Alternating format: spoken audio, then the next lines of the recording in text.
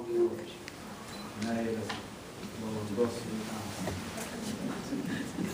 Turiu omeny, kada mes pradėsim bendrauti ir susitikti, ir iš tiesų paskambino, pereitą kartą kvietė, aš labai buvau patenkintas ir aš taip pat norėjau atverti jums savo ir sielą, ir širdį, bendraujam, kada žmogus tiesiai su žmogus susitinka, kartais atrodo kitaip negu kai kiti pasakoja ar pamatai.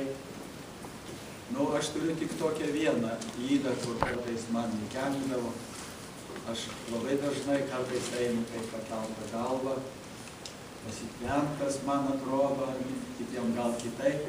Ir kitiem atrodo, kad aš labai vaidinu, labai pasipūtęs, įsivaizdinęs jo.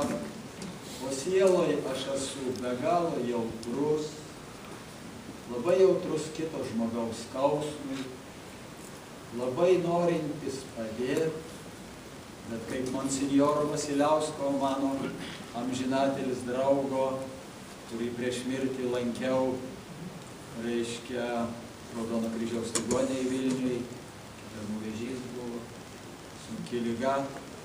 Tai kaip jis rašo vienos atsiminimuose, sako, klausė jo, kaip monsinjorė jums sekėsi gyventi šventai?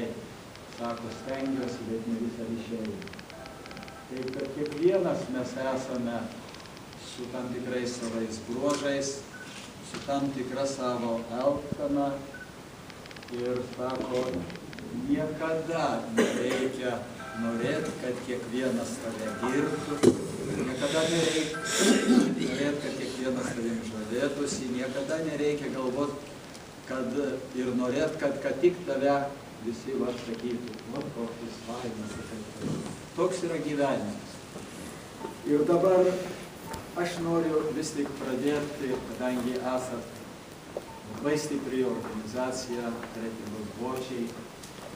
Visa Lietuva žino, kas yra bočiai. Ir ponia Jovita, žinau, kad jūs esate labai aktyvi, labai stipri jūsų organizacija. Labai ačiū, kad pereitą kartą per susirinkimą jūs prisiminėt gerus žodžius, kai aš Neringoj su jums bendravau. Ir jeigu likimas neatims, kaip aš sakau, kokio biologinio varžto, arba neatsitiks kas nors, kaip tik kiekvienam iš mūsų su sveikata ar kas, nors aš jaučiuosi pakankamai gerai, stengsiuosi ir norėsiu būti jums reikalingas. Aš nesenai skaičiau knygą prezidento Adamkaus, su kuriuo bendraujam, ir čia tinka ir pavyzdys, jūs žinot, kaip sunkiai kovoja su liga prezidentas Adamkus. Ir aš dar buvau generalinis direktorius Santariškių. Ir šiandien aš džiaugiuosi po paskutinės chemoterapijos, jam nieko blogo neranda. Jis sugebėjo susimobilizuoti, sugebėjo nenusileisti. Tai reiškia į Čikagą, tai čia pas mus Santariškėse, tai kitur kovojo, lygą galima nugalėti, bent bandoma nugalėti ir tikrai nors dalinai. Bet šiuo metu jis jaučiasi labai neblogai. Labai neblogai. Jis yra man pavyzdys, kaip reikia kovoti. Yra pavyzdys, kai yra sako, ligonis, liga ir gydytojas. Ir viens kitam turi padėti. Prezidentas Adamkus paskutiniai kadencijoje rašė tokius žodžius, aš drįsiu perskaityti. Tai yra tarsi pavyzdys, kaip mums visiems panalizuoti ar panašiai gyvenom, ir bent bandyti iškristalizuoti vieną kitą bruožą arba stengtis taip gyventi. Prezidentas Adamkus rašo, nežinau, kada baigsis mano žemiškasis kelias. Einu juo jau daug dešimtmečių. Stengiuosi žengti oriai, klausydamasi savo sąžinės, su meilės jausmu širdyje. Žinau, kad žmogaus gyvenimas būna kupinas džiaugsmo, svajonių, bet nuspalvintas jis būna ir žmogiškojo liūdesio spalvomis. Likimas man dovanojo gyvenimo kelią, koks retai pasitaiko. Dėkingas už tai, dėkingas ir už išbandymus. kuriuos atlaikiau.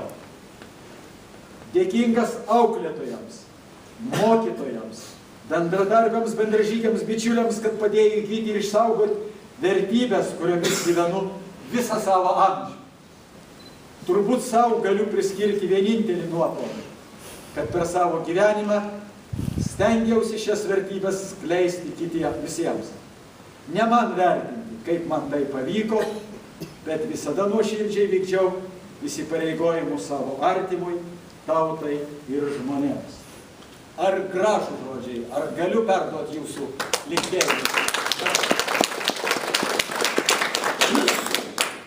Kai kam va čia buvo Palangoje, čia aš kai perdavau linkėjimus prezidento Adamkaus internete, buvo prašyti, kad Vinkus čia apeliuoja kitų aukštom frazėm, taip toliau, kad čia nori dirbti nuo savo autoritetą. Man gaila tokių rašytojų. Palangos kai kurie vadovai net atsiprašė manęs už tuos rašytojus. Niekada neperduodu linkėjimų nesusiderinti su prezidentu Adamu. Ir grįžta jis paskambina ir klausia, kaip įvyko, kaip praėjo, kaip toliau. Tai padeda ir jam gyventi, tai padeda ir jam džiaugtis ta Lietuva, kurią jis atidavė daug metų ir atiduoda. Taip, kad mes mokėkime priimti kiekvieno siunčiamą gerą žodį ir mokėkime patys kitam perduoti tą gerą žodį. Aš pereitą kartą, kai buvo Trečio amžiaus universitetas, pasakiau tokius žodžius. Knygoje Žinia daugiaspalviai genčiai parašyti tokie žodžiai, kad 1000 metų žmonių civilizacija vystėsi viena kryptim. Mes sugebėjome padaryti didžiulius atradimus, pastatyti puikiausius miestus, didžiausias technologijas, bet mes liovėmės elgtis taip, kaip liepia širdis. Liovėmės priimti sprendimus paklusdami širdžiai ir kartais nebejaučiame ryšio su mūsų supančiu pasauliu, su šalia stovinčiu žmogumi. Ir užbaigė, kuo daugiau jumise meilės, tuo protingesni darotės.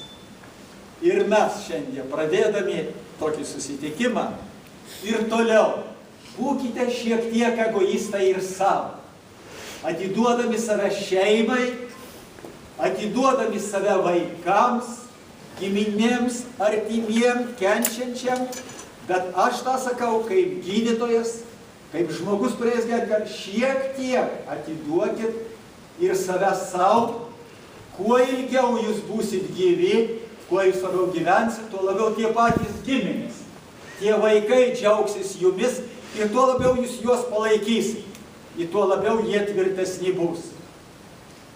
Vakar labai buvo graži pamoka šeimų šventai, ką aš sveikinu, rytoj šeimų šventė visus, ir save, ir jūs, ir susirinko šiandien mūsų šeima, Bočių, aš prašysiu priimti mane į jūsų organizaciją.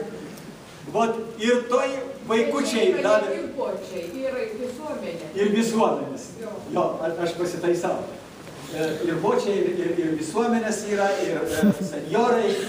Tai aš, mėly senjorai ir visuomenės atstovai, sako visada suklydus, gali pasitaisyti, tai pasitaisau.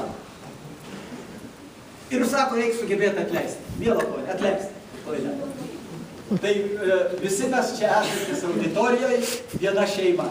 Tai noriu pasakyti, vakar dainavo mažiukai 1 klasės, 6, 7, 10 ir įeinant į auditoriją, aš kalbuosi su vaikais, sakau, kaip sekas, taip toliau žiūri.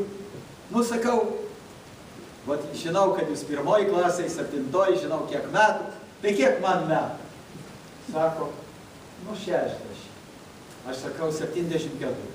O jas.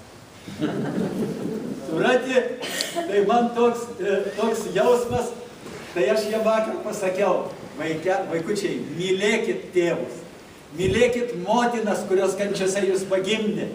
Aš 74 metų tebemyliu ir dievinu ir gerbiu savo motiną. Ir vakar aš pasakiau ne tokius žodžius, kas tikrai aš išgyvenu. Atvažiuoju į mamos namus, pamatau tam kambarį, kurį man mama leido vadinti mano salonu, kur priimdavau svečius, kur ligonius kartais konsultuodavau, yra mamos nuotrauka.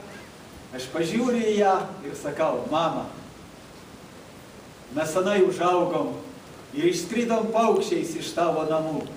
Tik tai tu, mieloji, gimtą lizdą saugai, kad sugrįžt galėčiau, tai man bus labai labai svarbu.